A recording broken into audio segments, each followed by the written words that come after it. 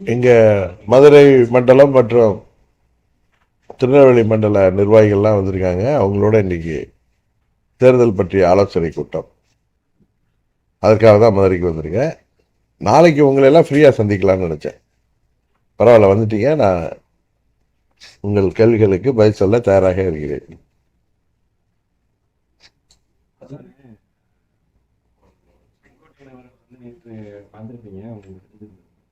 அமெரிக்காவில் அவங்களை கொண்டு வரதா அவரும் திட்டம் வச்சதாகவும் அது அவர் சந்தர்ப்ப சூழ்நிலை காரணம். அதாவது டிடிவி எங்களோட வர நினைச்சாரு. சில சந்தர்ப்ப சூழ்நிலையால அவர் எங்களோட வர முடியல. எங்க இருந்தாலும் டிடிவி தினகரன் நல்லா இருக்கட்டும் அப்படின்னு பேட்டி கொடுத்திருக்காரு. நான் பார்த்தேன், இப்பதான் பார்த்தேன். என்னைக்கு நேற்று சொல்லியிருக்காரா? அதான் இப்பதான் பார்த்தேன், எனக்கு வந்துருச்சு, போன்ல பார்த்தேன். அதாவது 86, 87 நான் அம்மா அவர்களோட இருந்த காரணத்தினால அந்த காலத்திலேயே அதிமுகவில் உள்ள நிர்வாகிகள், அப்பொழுது மேல்மட்டம் மற்றும் மற்ற மட்டங்களில் உள்ள நிர்வாகிகள் எல்லாமே எங்களோட ரொம்ப நெருங்கி பழகுவார்கள். நாங்கள்லாம் ஒரு உறவினர்கள் போல தான் இருப்போம். ஜாதி மதங்களுக்கு அப்பாற்பட்டு அங்கே உள்ள நிர்வாகிகள், இப்போ அங்கே இருக்கிறவங்களும் அது மாதிரி. அதில் மூத்த நிர்வாகி அண்ணன் செங்கோட்டையன், அவர் என்னோட ஒரு மூத்த சகோதரர் மாதிரி பழகக்கூடியவர். அவர் தாவேக்காவுக்கு போகிறதுக்கு 2 நாளைக்கு முன்னாடி கூட என்கிட்ட அவருடைய முடிவை சொல்லிட்டு தான் போனார். அவர் நான் அங்கே வர வேண்டும் என்று அவருடைய விருப்பம் இருந்தது. என்னை விட சீனியர். அவரை நான் மறுக்க முடியாமல் நான் அவர்கிட்ட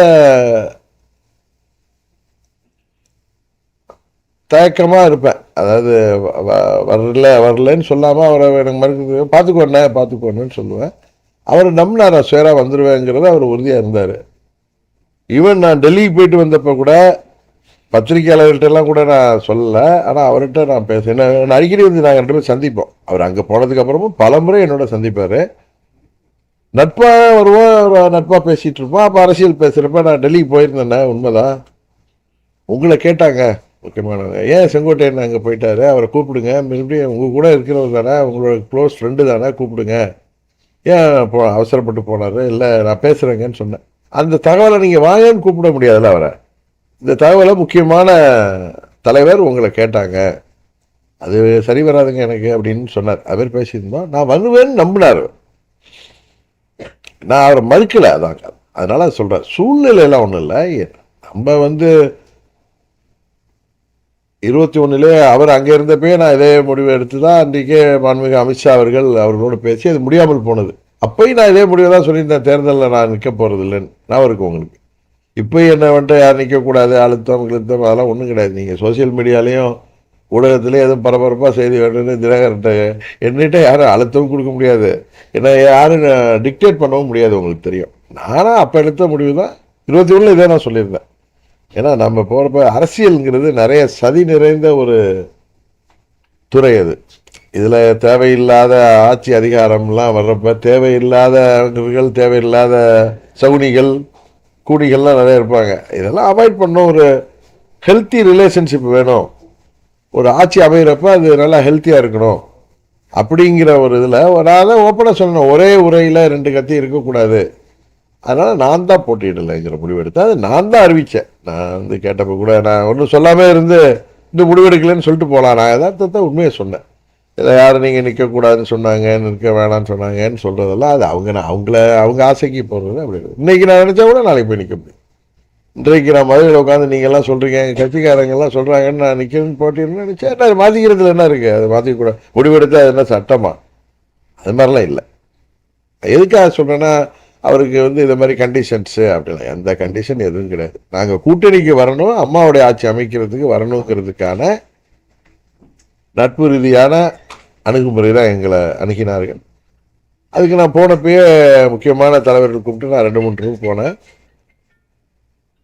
அப்போ அண்ணன் இபிஎஸ் அவர்களும் அவர்கள்ட்ட ஏஎம்எம்கே நம்ம கூட கூட்டணிக்கு வரணும் அப்படிங்கிறது அவருடைய சம்மதத்தோடு தான் என்கிட்ட பேசினாங்க.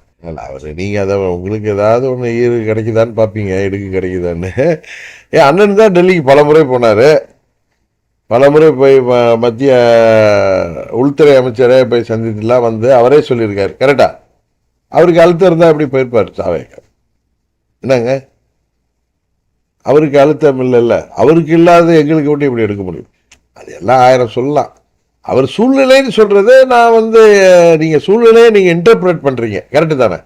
அவர் அப்படி சொல்லலை.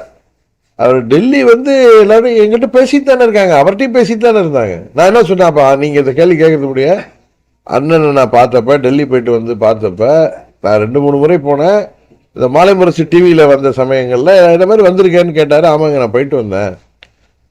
அது மாதிரி உங்களை கூட கேட்டாங்க, ஏன் உங்கள் ஃப்ரெண்டாச்சே அப்படிலாம் கேட்டார். Is your friend, why he has gone there, ask him to come to us அப்படின்னு சொன்னாங்க. ஐ வில் ட்ரை சார்ன்னு சொன்னேன்.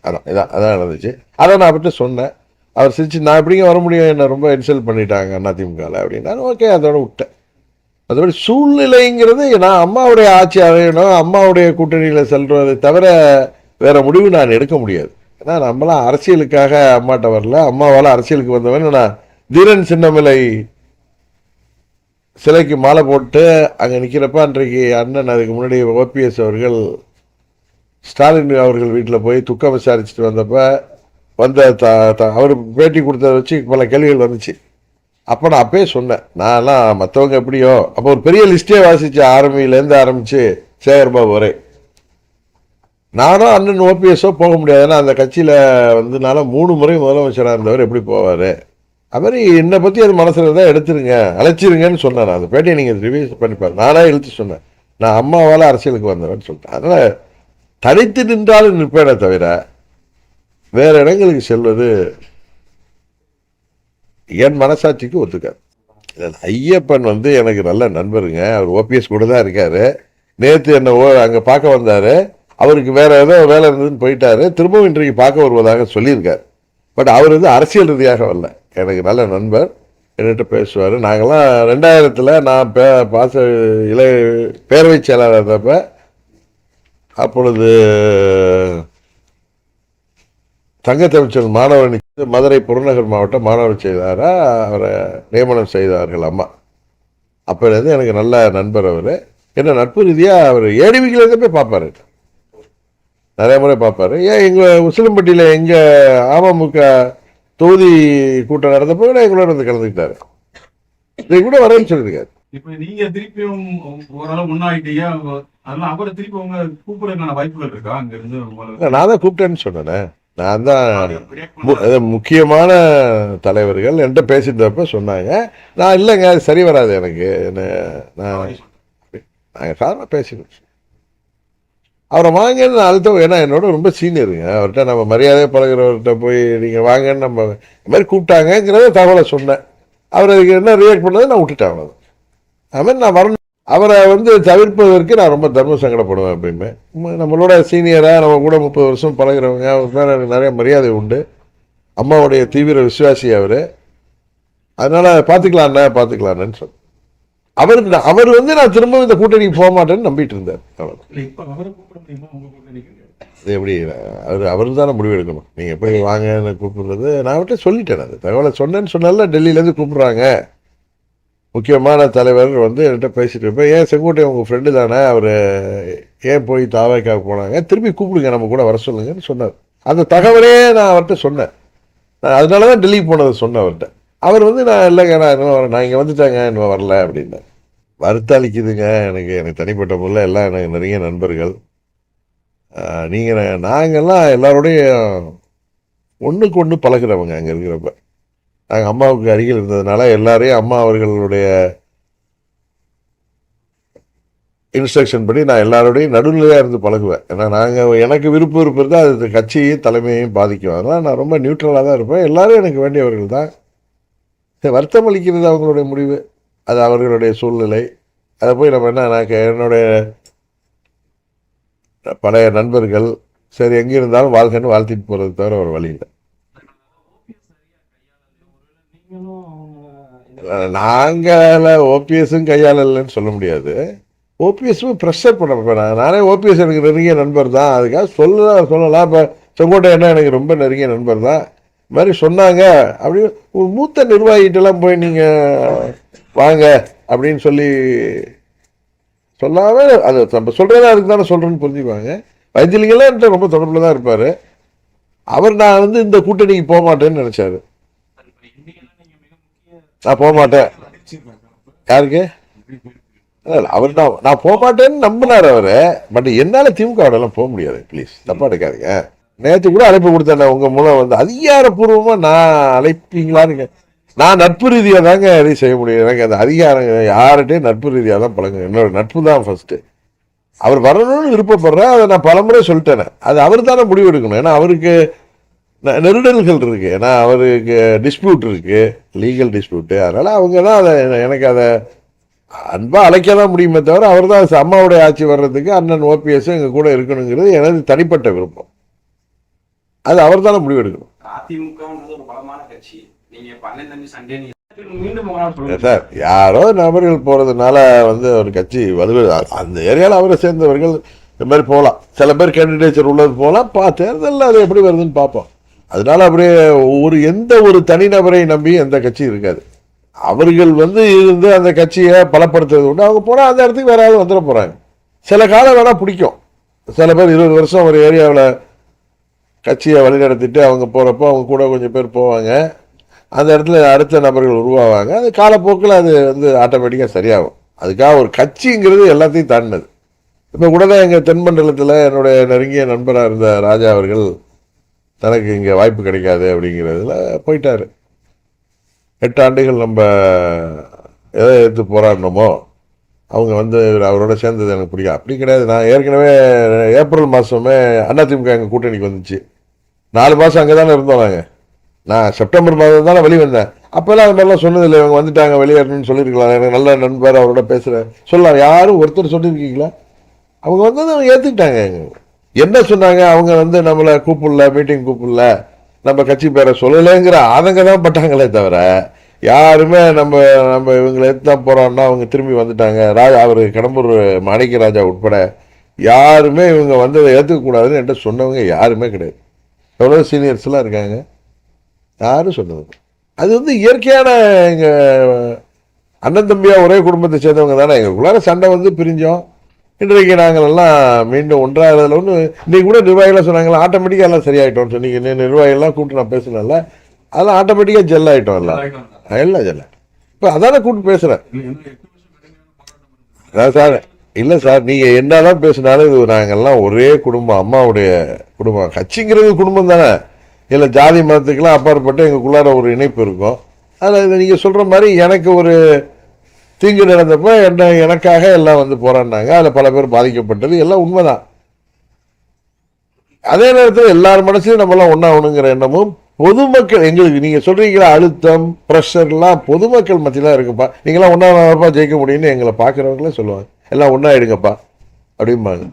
அதனால் எங்கள் நிர்வாகிகள் இன்றைக்கி வந்து உட்காந்துருந்தாங்க மீட்டிங். நீங்கள் வேணால் யாராவது ஒருத்தர் ஒன்றி உட்காந்துங்க. எங்கள் நிர்வாகிகள் இப்போ அடுத்து ஒரு மாவட்டம் தெற்கு மாவட்டம் பார்க்க போகிறோம். யாருமே எல்லாம் அங்கங்கே ஒன்றா பழகிட்டோங்க. எல்லாம் ஒன்றும் பிரச்சனையே இல்லைங்க. நீங்கள் ஒரு இடத்த ஒன்றி எடுத்துக்கிட்டு வாங்க வெற்றி, நீங்கள் ஒரு இடத்த ஒன்றி எடுத்துக்கிட்டு கேட்குறீங்க. நான் பேசினதோடைய சாரத்தில் நான் தேர்தலில் போட்டியிடலை.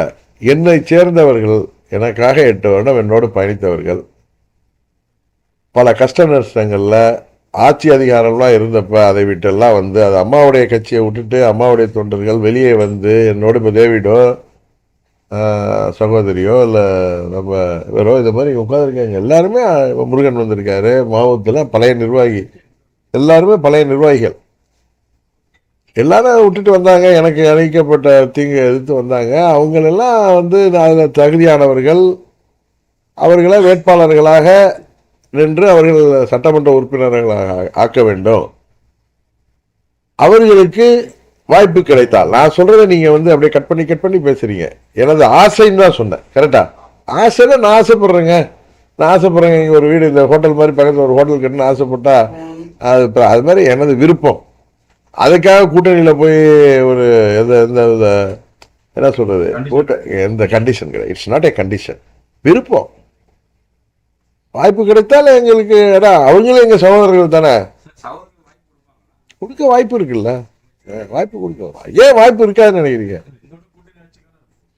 பொதுவாகவே தமிழ்நாட்டில் ஒரு கூட்டணி ஆட்சி அமைவதற்கான சூழ்நிலை இருப்பதாகத்தான் என்னிடம் உங்க மாதிரி சீனியர் ஜேர்னலிஸ்ட், சர்வே எடுக்கிறவங்க, அரசியல் லோக்கர்கள்லாம் சொல்றாங்க. அது மாதிரி கூட்டணி வாய்ப்பு வரப்போ நாங்கள் அதுக்காக ப்ரெஷர் பண்ண மாட்டோம். நட்பு ரீதியாக சுமூகமாக ஒரு கூட்டணியில் சேர்ந்தோன்னா அந்த கூட்டணி வெற்றிக்கு நான் எப்படி 24 நான் அன்கண்டிஷனலாக பிஜேபி கூட்டணிக்கு போனேன். என்டிஏவுக்கு நான் சீட்டு கூட கேட்கல. அண்ணாமலையே சொல்லுவார் அவரு. நான் ஏன்னா எங்களுக்கு சட்டமன்ற தேர்தல் தான் எங்கள் ஆளுங்க விருப்பம் இல்லை, நானுமே நிற்க விருப்பம் இல்லைன்னா சொன்னேன். அவங்க எல்லாம் நீங்கள் நிற்கலைன்னா கன்வர்ஷன் ஆஃப் ஓட்டு வராது, அது கொஞ்சம் கஷ்டமாக இருக்கும், நின்றுங்கன்னதுனால நின்றேன் நான் உங்களுக்கு. அதனால் நான் ஒரு கூட்டணிக்கு போகணும்னு முடிவெடுத்தேன்னா நான் ஏன்னா நாங்கள் பல கூட்டணிகள் அம்மா 89லேருந்து அமைச்சப்ப பல கூட்டணிகள் அமைவதற்கு நான் அதில் அம்மாவுக்கு கூட இருந்து பார்த்தேன். அதனால் கூட்டணி அமைகிறப்ப அதில் உள்ள கஷ்ட நஷ்டங்கள் எனக்கு தெரியும், பல கட்சிகள் வந்து சேர்றப்ப. அதனால் நம்ம ஒரு கூட்டணியில் போகிறப்ப ஸ்மூத்தாக அதை கொண்டு போனாலும் அந்த கூட்டணியை வெற்றி பெறுவதற்கு நம்மளால் ஒரு பிரச்சனை வந்துடக்கூடாதுன்னு நினைப்பேன். அதனால் நாங்கள் ரொம்ப ஸ்மூத்தாக தான் அதை ஹேண்டில் பண்ணுவோம். நாங்கள் வந்து நியாயமான கோரிக்கைகள் தான் கேட்போம், நியாயமான தகுதியான வேட்பாளர்களுக்கு தான் கேட்போம்.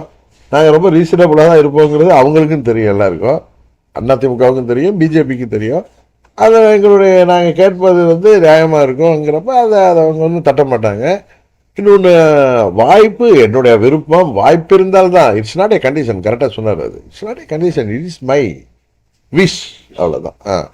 இன்னும் கூட்டணி நீங்கள் எத்தனை கட்சிகள் வர வர அது வந்து ஒரு ஸ்ட்ரென்த்து தானே. அதனால் இன்னும் இல்லை, என் கணிப்புக்கு இன்னும் அண்ணன் ஓபிஎஸ் வரலாங்கிற ஒரு நம்பிக்கை இருக்குது, இன்னும் சில கட்சிகள் வரலாங்கிற நம்பிக்கை. நான் முதல் நாள் செப்டம்பர் 6 மூக்கையா தேவர் நினைவு நாள் அன்னைக்கு போயிட்டு வந்தப்போ தான் உங்கள்கிட்ட நீங்கள் எல்லாம் வந்து கொஸ்டின்லாம் கேட்டீங்க. அப்போ சொன்ன எனது முதல் சாய்ஸ், நான் வெளியில் வந்துட்டேன், இருந்தாலும் எனது முதல் சாய்ஸ் என்டிஏ தான் சொன்னேன். அதை கரெக்டாக பாண்டே தான் பிடிச்சிட்டு பேசிகிட்டே இருப்பார். நீங்கள் அதெல்லாம் விட்டு கடந்து வந்துட்டீங்க. ஆனால் இப்போ சொல்கிறேன், எனக்கு பிடித்த கூட்டணி தேசிய ஜனநாயக கூட்டணி. அம்மாவுடைய ஆட்சி அமைப்பதற்காக அந்த கூட்டணியில் செல்ல வேண்டும் என்பதுதான் எனக்கு பிடித்தது, எங்கள் நிர்வாகிகளுக்கும் பிடித்தது. எங்கள் நிர்வாகிகளுக்கெல்லாம் நம்மளை ஏற்றுக்கொள்ளங்கிறப்ப கோவம் வருது. அவர்கள் சார்பாக இருக்கக்கூடியவன் நான் தான் அதனால வெளியில் போனேன். எனக்கு தனிப்பட்ட அந்த இதெல்லாம் பார்க்க மாட்டேன்னா. அதே மாதிரி 21 இப்போ சொல்லுங்க, 19, 17லேருந்து 4 ஆண்டுகளில் 21லேயே முக்கிய அமித்ஷா அவர்கள் நாங்கள்லாம் ஒரே அணியில் வரணும்னு சொல்லி பேசி முடிவெடுத்து அதெல்லாம் முயற்சி செய்து முடியல. அப்பயும் நான் இதே ஸ்டேட்மெண்ட் தான் கொடுத்தேன், நான் தேர்தலில் போட்டியிட மாட்டேன், என்னை சேர்ந்தவர்கள் 40 பேருக்கு வாய்ப்பு வாங்கி கொடுக்கறது தான் கேட்டிருந்தேன். அன்றைக்கி நிறைவேறலை. இன்றைக்கு அந்த கூட்டம் நிறைவேறிருக்கு. அதனால் இதில் இந்த ட்விஸ்டில் இதாகல. நான் அன்றைக்கி சொன்னேன் உங்கள்கிட்ட, நான் இன்றைக்கி இன்னொரு தொலைக்காட்சி பேட்டியிலேயே நான் பல முறை டெல்லியில் சேர்ந்து முக்கியமான தலைவர்கள்லாம் சந்திச்சிருக்கேன். அந்த முறை ஒரு 2 மாதத்துக்கு முன்னாடி என்ன பாருங்க வெற்றி, அந்த முறை என்னை அழைத்தப்ப முக்கியமான தலைவர், தமிழ்நாட்டில் அம்மாவுடைய ஆட்சி, என்டிஏ கூட்டணி ஆட்சி வரணும், திமுக அந்த ஊழல் திமுக ஆட்சியை முடிவு கொண்டு வரணுங்கிறதுல ரொம்ப முனைப்பாக இருந்து செயல்படக்கூடியவர் அவர். இபிஎஸ் வந்து முழு சம்மதத்தில் இருக்கார், நீங்கள் தான் சொல்லணும்னு சொன்னார். ஓகேன்னு சொல்லிட்டு வந்தேன்னு சொன்னேன், அவ்வளோதான். அதை வந்து அவங்க வந்து எப்போ சேர்க்கணுமோ அப்போ சேர்த்துக்கலாம் அப்படின்னு சொன்னாங்க. நான் சரின்னு வந்தேன், அவ்வளோதான். இதனால் இந்த ட்விஸ்டெலாம் 2 மாதத்துக்கு முன்னாடியே அந்த இதெல்லாம் சரியாயிட்டு கரெக்டாக. அதனால் உங்களுக்கு வெளிப்படுத்துறது நாங்கள் ரொம்ப லேட்டாக, அவ்வளோதான். அதான் சார் விமர்சனம் தான். ஒரே குடும்பத்தை சேர்ந்த அண்ணன் தம்பி என்ன திருப்பி அதை ரிப்பீட் பண்ணணுமா? எங்களுக்குள்ளார உள்ள மனவார்த்தை எல்லாத்தையும் தூக்கி போட்டு அண்ணன் தம்பி சண்டையில் சேர்றது இல்லையா? அதே மாதிரி சேர்ந்துட்டோம். நாங்கள் தானே நீர் எடுத்து நீர் விலகாம நாங்கள் தானே சண்டை போட்டோம். இப்போ நாங்கள் 2 பேரும் விட்டுட்டோம். எனக்கு தானே கஷ்டம் வந்துச்சு, நானே மறந்துட்டு போயிட்டேன். எங்கள் ஆட்சி வரணும், திமுக விடக்கூடாது. இன்றைக்கி தமிழ்நாட்டில் சட்டம் ஒழுங்கு சரியில்லை, ஊழல், எங்கே பார்த்தாலும் ஊழல். கட்டுற பாலமே இப்போ 15 கோடி கட்டுற பாலமே திறந்து 3 மாதத்தில் இடியுது. எங்கே பார்த்தாலும் இது ஒரு கஞ்சா சந்தையாயிட்டு, போதை மருந்து சந்தையாக போயிட்டுருக்கு. இளைஞர்களுக்கு வேலை வாய்ப்பை கொடுப்பேன்ட்டு ஏமாற்றுறாங்க, வாக்குறுதிகள் எல்லாம் சொல்லிட்டு ஏமாத்துறாங்க. ஏமாத்தல் தான் நடக்குது. போதா குறைக்கு 26 தேர்தலுக்கு மறுபடியும் ஏமாற்றி வர்றதுக்கு வாக்குறுதி குழுவெல்லாம் அமைக்கிறாங்க. இதெல்லாம் வந்து அது காரணம் அவங்க என்ன தைரியமாக இருக்காங்க, கண்ணு கட்டியவரை எங்களுக்கு எதிரியே தெரியவில்லைன்னு சொல்கிறது. அம்மாவின் தொண்டர்கள் பிரிந்திருந்தது தான் ஒரு முக்கிய காரணம். ஒன்றாயிட்டோம். அதனால் நாங்கள் உறுதியாக அவர் நல்ல ஒரு ஆட்சி. மோடி அவர்கள் சொன்னது போல சிஎம்சி இந்த ஆட்சி மேலே கரப்ஷன், மாஃபியா அண்ட் கிரைம், அதில் வந்து இந்த ஆட்சி வந்து தமிழ்நாட்டை குட்டிச்சுவராக இருக்கு. தமிழ்நாட்டை மீட்டெடுத்து மீண்டும் ஒரு பொற்கால ஆட்சியை, தலைவர் ஆட்சி மாதிரி, அம்மா ஆட்சி மாதிரி, மக்கள் விரும்புகிற ஆட்சியை, ஒரு சட்டம் ஒழுங்கு பராமரிக்கப்படுகிற ஆட்சியை, இந்த போதை கலாச்சாரத்தை ஒழிக்கின்ற ஆட்சியாக, போதை மருந்து புழக்கத்தை தடுக்கின்ற ஆட்சியாக, தமிழ்நாட்டுக்கு வேண்டிய திட்டங்களை எல்லாம் மாண்புமிகு மோடி அவர்கள் வழங்கி நாம் தமிழ்நாடு மீண்டும் முதலிடத்துக்கு வருவதற்கான முயற்சிக்கான ஒரு துணையாக இருக்க வேண்டும் என்பதற்காக நாங்கள் மீண்டும் எங்களுடைய அணியில் சேர்ந்துட்டோம். இல்லை அவர் சொன்னதுக்கு நேரத்தை பதில் சொல்லிட்டேன். இப்போ அதிமுகவை ஊழல் கட்சிங்கிறாரு. அண்ணன் செங்கோட்டையன் 2017 21 ஆட்சியில் இருந்த வரைக்கும் அவர் அந்த கட்சியில் ஆட்சியில் இருந்தவர் தான், அமைச்சராக இருந்தவர். கரெக்டு தானே? அதிமுகவை ஊழல் கட்சின்னு சொல்றாரு. 21 வரைக்கும் ஆட்சி இருந்த வரைக்கும் அமைச்சராக இருந்தவர் அண்ணன் செங்கோட்டையன். அவர் இப்ப அங்க கட்சி தான் சேர்ந்திருக்காரு. ஊழல் கட்சியை சேர்ந்தவர், அமைச்சராக இருந்தவர், ஊழல் ஆட்சி தந்தவர்கள்ட்ட இருந்து அவர் வெளியில கோச்சிட்டு வந்து அவர் சண்டையில வர்றப்ப அவரை நீங்க சேர்த்துக்கிறீங்க. என்ன அவங்க ஸ்டாண்டர்டுன்னு தெரியல. அதனால அவங்க தவறாக சொல்கிறார்கள். எல்லாரையும் திமுகவையும் பாஜகவையும் அவங்க வந்து தாக்குற மாதிரி ஆட்சிக்கு வரணும்னு அவங்க வந்து அரசியல் ரீதியாக சொல்கிறாங்க. அது அடிப்படையே தவறு என்பது தான் என்னுடைய கருத்து. இல்லை, சரியான தேர்தல் அறிக்கை அதிமுக சார்பாக வரும், தேசிய ஜனநாயக கூட்டணியில் இல்லை, இந்த முறை சரியாக அதெல்லாம் நிறைவேற்றுவதற்கு வாய்ப்பு கொடுக்குற மாதிரி பண்ணோம். அதான் நான் விமர்சனம் இல்லை, நான் பஸ்ஸில் அது மக்கள் தானே முடிவு பண்ணணும், நான் பஸ்ஸில் போகிறதில்ல அப்படின்னு சொன்னேனே தவிர நான் வந்து அது மக்கள் முடிவு பண்ற விஷயம் அப்படின்னு சொல்ல. இப்ப தமிழ்நாட்டு மக்களுக்கு நலன் பயக்கிற வாக்குறுதிகளை தான் எங்க தேசிய ஜனநாயக கூட்டணி தரோம். ஏமாற்றுகிற எந்த வாக்குறுதியும் செய்ய மாட்டோம். இப்ப அந்த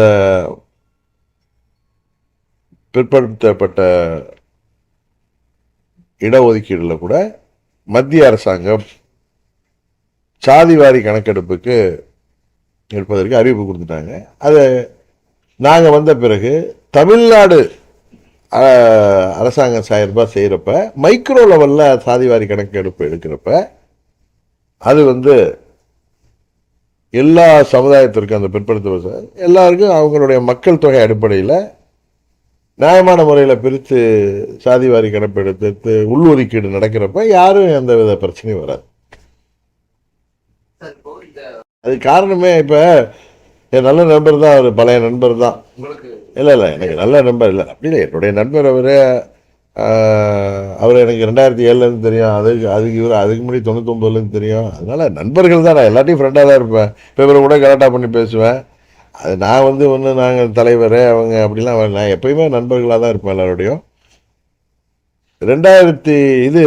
ஏப்ரல் 11, 25 ஏடிஎம்கே எங்கள் கூட்டணிக்கு வந்துச்சுல்ல, 4 மாதம் அந்த கூட்டணியில் தான் நாங்கள் இருந்தோம். பல முறை என்னோட சந்திச்சிருக்காருல்ல. அப்போல்லாம் அந்த கூட்டணி நம்ம 8 ஆண்டு எடுத்து அரசியல் பண்ணோம். அவங்க அந்த கூட்டணி நம்ம இருக்கக்கூடாது, வெளியேறணும்னு சொல்லியிருந்தாருன்னா நாயர். இப்போ அவருக்கு என்னன்னா, கோயில்பட்டி அது அதிமுக தொகுதி, அவர் அந்த தொகுதியில் தான் நிற்க முடியும் அப்படின்னு நினைக்கிறாரு. அதனால அந்த தொகுதி கிடைக்காதுன்னதும் அவர் வேற இடம் சென்றிருக்காரு. அதுதான் சிம்பிள். அதான் இதில் சிம்பிளான விஷயம். அதான் இதில் யாரோ ஒரு சிலர் போனாங்கன்னா அவங்க இப்போ போன வருஷம் 2025 அதிமுக தேசிய ஜனநாயக கூட்டணியில் நாங்கள் இருந்த கூட்டணிக்கு வந்தப்பயே வெளியேறி இருந்தாங்கன்னா அவங்க என்கிட்ட வந்து இதில் நம்ம இருக்கக்கூடாது, அவங்க எதிர்த்து தானே கட்சி ஆரம்பித்தோம் அப்படின்னா இன்றைக்கு பேசுவதை அன்றைக்கு பேசியிருந்தால் அதில் ஒரு நியாயம் இருக்கும். அன்றைக்கு யாருமே பேசலை. கரெக்டு தானே? 4 மாதம் நானும் அமைதியாக தானே இருந்தேன். நான் செப்டம்பரில் தானே வந்து வெளியில் வந்தேன். செப்டம்பர் 1ஆம் தேதியிலேருந்து தான் வெளியில் வந்தேன்.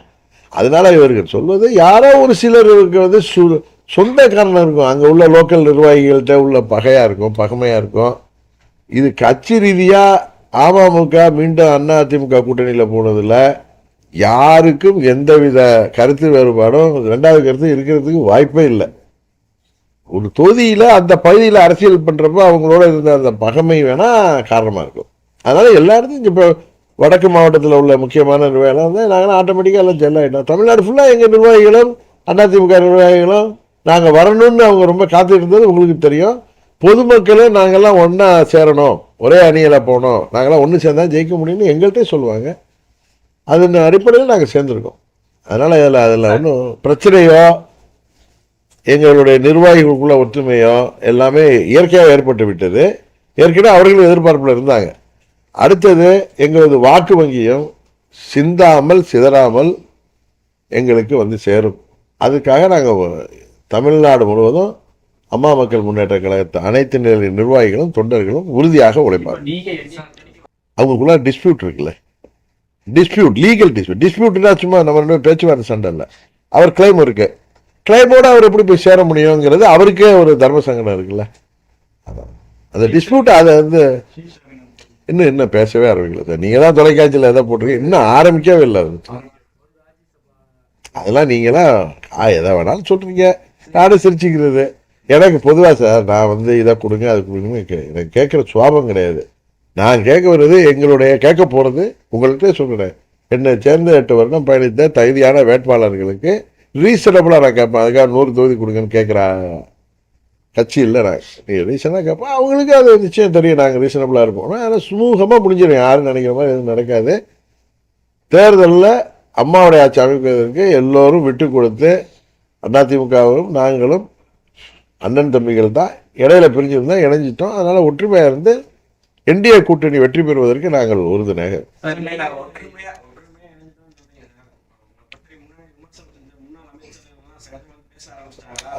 அதான் அன்றைக்கே நான் தொலைக்காட்சி பேட்டி சொன்னேன் சார், அண்ணன் தம்பி சண்டை தானே சார், நீங்களே இருப்பீங்க, உங்கள் பங்காளிங்க உங்களுக்கு வெட்டு குத்து வரைக்கும் கூட போயிருக்கோம், போலீஸ் ஸ்டேஷனில் கேஸ் போயிருக்கோம்.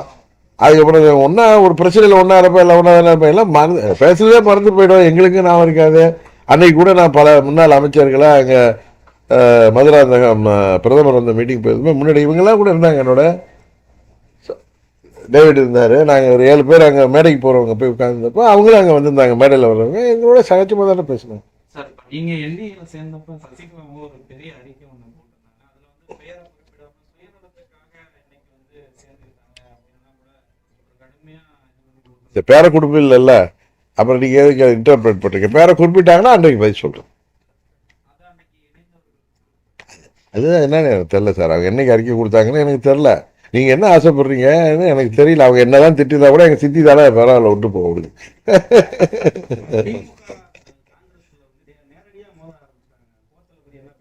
நீங்கள் இவ்வளவு நேரம் நான் ஏதாவது வெயிட் பண்ணிட்டு இருந்தேன். எங்களை பற்றி அப்படியே வெட்டி உடையாது கேட்குறாரு.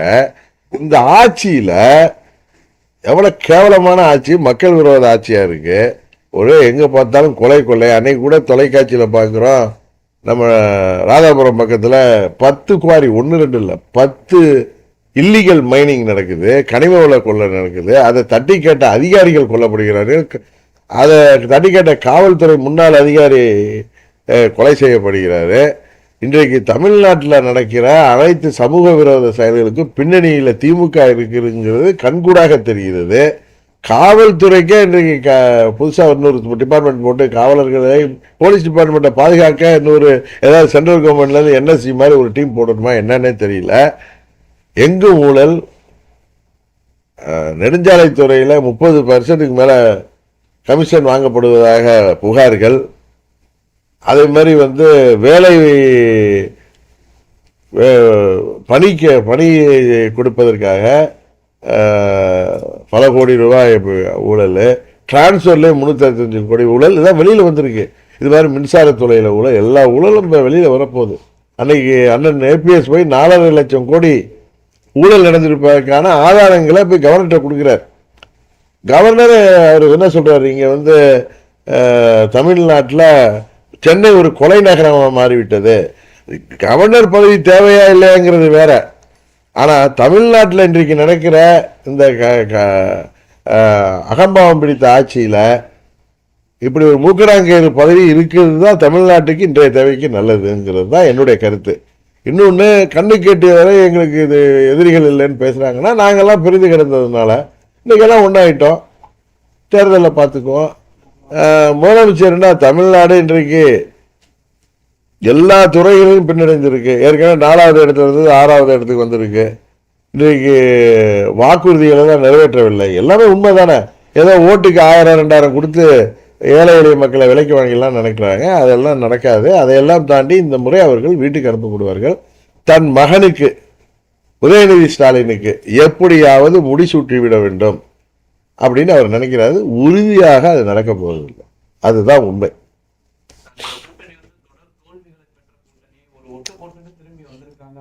சார் எல்லா சிஎம் சார் 76ல் அவங்க ஆட்சியை இதே காங்கிரஸ் கட்சி தான் கலைச்சிச்சு. நிஷாவை கொண்டு வந்து எல்லாரையும் உதச்சி ஜெயிலில் பிடிச்சி, கருணாநிதி அவர்களை தவிர எல்லாம் உள்ள சாலையில சொல்லுவார் நான் ஜெயிலில் இருந்தேன், என்னை காப்பாற்றுறாரு சிட்டிபாபுன்னு. அது மாதிரி அப்பொழுது புரட்சி தலைவர் கட்சி ஆரம்பித்து இவர்களை வீழ்த்துகிற நிலை வந்த பொழுது ஆட்சியை காப்பாற்றிக்கிறதுக்கு மத்திய அரசில் போய் சரி செய்துட்டதுனால தான், சமரசம் செய்துட்டதுனால தான் காவிரி ஒப்பந்தத்தெல்லாம் காலாவதி அதெல்லாம் கேட்கல. அன்றைக்கு தமிழ்நாட்டுக்கு வந்த கேடுகளை எல்லாம் கேட்காமல் விட்டது திமுக ஆட்சி. இன்னும் நமது தொப்புள் கொடி உறவுகளான இலங்கையில் அவர் ராஜபக்சே ஆட்சியில் எல்லாரும் பல லட்சம் தமிழர்கள் கொல்லப்பட்ட பொழுது இந்தியா இராணுவம் உதவி செய்தது இந்திய அரசாங்கம், காங்கிரஸ் அரசாங்கம். அப்போ கண்மூடி வாய்ப்பு இருந்தாங்க கூட்டணி ஆட்சியிலிருந்து. இவ்வளவு துரோகம் பண்ணுறாங்க. ஆனால் அவர்கள் இன்னும் நல்லவர்கள் போலவும் தமிழை நாங்கள் தான் காப்போங்கிற மாதிரி, ஏன் திராவிடம்னு சொல்லிட்டு இன்னைக்கு ஒரு திராவக மாடல் ஆட்சி நடத்துகிறாங்கன்னு சொன்ன ஒரு இங்கே ஒரு டுபாக்கூர் ஆட்சி தான் நடக்குது. இவங்க நாங்கள் தான் வர போகிறோம் 210 நிச்சயம் உறுதியாக உங்களால் முடியாது. 2011 நிலைமை வரப்போகுது. இந்த முறை அம்மாவின் ஆட்சி என்டிஏ கூட்டணி ஆட்சியாக 2011 தேர்தலில் எப்படி நாங்கள் ஒரு மாபெரும் வெற்றி பெற்றோமோ அந்த வெற்றியை நோக்கி நாங்கள் பயணித்துக் கொண்டிருக்கிறோம். அப்போ நாங்கள் பிரிந்திருந்தது உண்மை. அன்றைக்கு பிரிந்திருந்ததுனால அவங்களுக்கு கொண்டாட்டமாக இருந்துச்சு. இன்றைக்கு எல்லாம் ஒன்றாயிட்டோம். உறுதியாக வெற்றி பெறும்.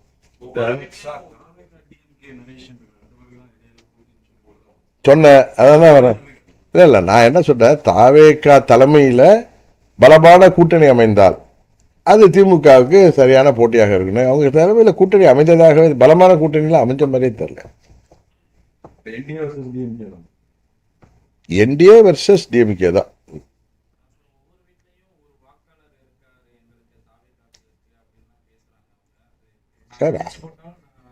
சரி சார், அது எல்லா கட்சிக்கும் எதிர்பார்ப்பு இருக்கும். அவங்களும் தாங்க ஜெயிக்கணும்னு நினைப்பாங்க. அதெல்லாம் தப்பு இல்லை.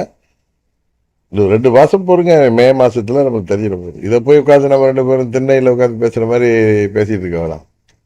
எல்லா கட்சியும் தான் ஜெயிக்கணும்னு ஆசைப்படுறது இயற்கை தானே. இப்போ திமுகவே இவ்வளோ தப்பு பண்ணிட்டு கண்ணு கட்டியவரை எதிரி இல்லை அது இல்லைங்கிறாங்க. உங்கள் எதிரி இல்லை, உங்களுக்கு முன்னாடி தான் இருக்கும். இப்போ எல்லாம் எதிர்ச்சிட்டோம். இந்த முறை உறுதியாக உங்கள் ஆட்சிக்கு முடிவுரை எழுதிவிடும். அதுதான் எல்லாம் ஒன்றா தான் பிரச்சாரத்துக்கு போவோம். தேவைப்பட்ட இடங்களுக்கு ஒன்றா பிரச்சாரம் போவோம். எத்தனையோ கூட்டங்கள் இருக்குது, ஒன்றா செல்வோம்.